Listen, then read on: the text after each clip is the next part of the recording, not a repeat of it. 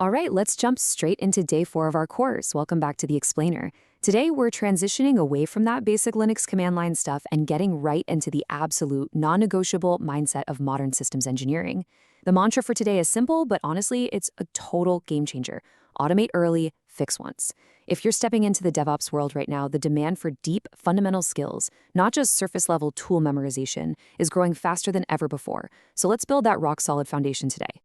Here's a quick roadmap of what we're tackling in this explainer: the automation mindset, core scripting fundamentals, building CI/CD pipelines, infrastructure as code, SRE and eliminating toil, and we'll wrap up with scaling with platform engineering. Kicking things off with Section 1, the automation mindset. We're talking about moving from manual toil to intelligent automation. So why do we even automate in the first place? Well, because DevOps is a cultural mindset. It is absolutely not just a checklist of tools you can blindly memorize. It's really about thinking in systems. The core idea here is perfectly captured by Neil Ford: bring the pain forward. What does that actually mean for us? It means tackling the toughest, most error-prone tasks super early in your development cycle. By weaving automation in from day one, you ensure you can catch issues fast, because honestly, you do not want to find out your deployment process is broken at 2 a.m. on a Friday when you're exhausted and just trying to push an update. You want all that pain upfront, fully automated, and completely out of the way.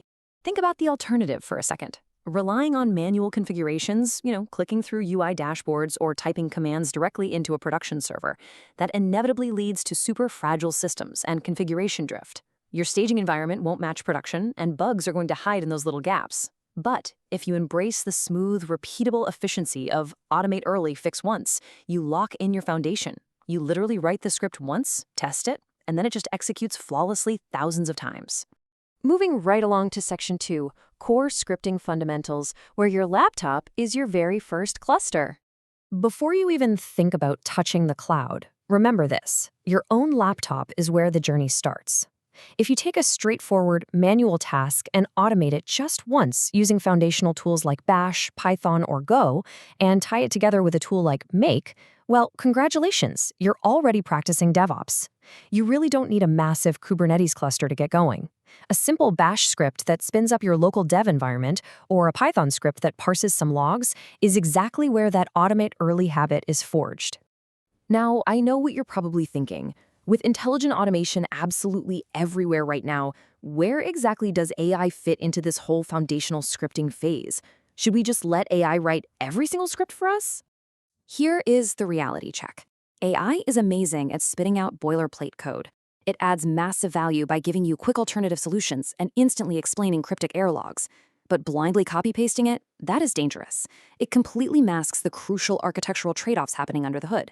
If AI helps you run a solution, but you don't actually understand how it works, you are just setting a trap for your future self. You literally must read, understand, and refactor those AI suggestions to build true craftsmanship and engineering intuition.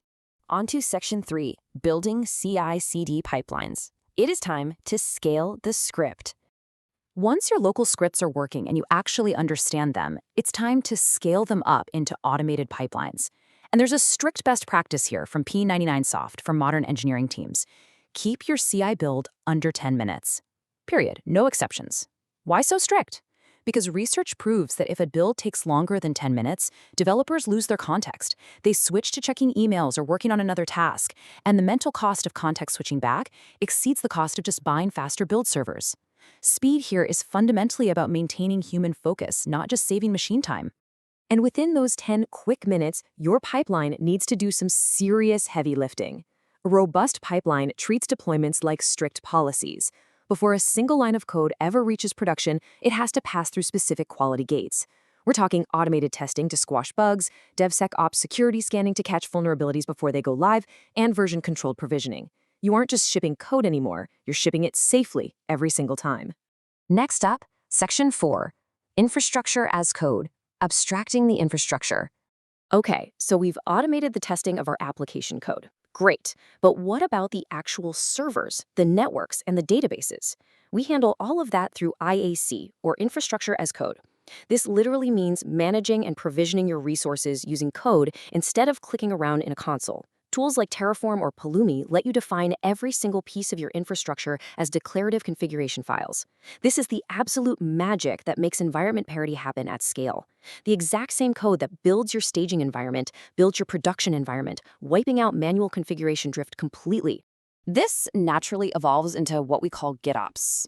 Instead of a developer manually pushing changes to a server, you have a GitOps operator, an automated software agent living right inside your Kubernetes cluster. It's constantly watching your infrastructure code in a Git repository.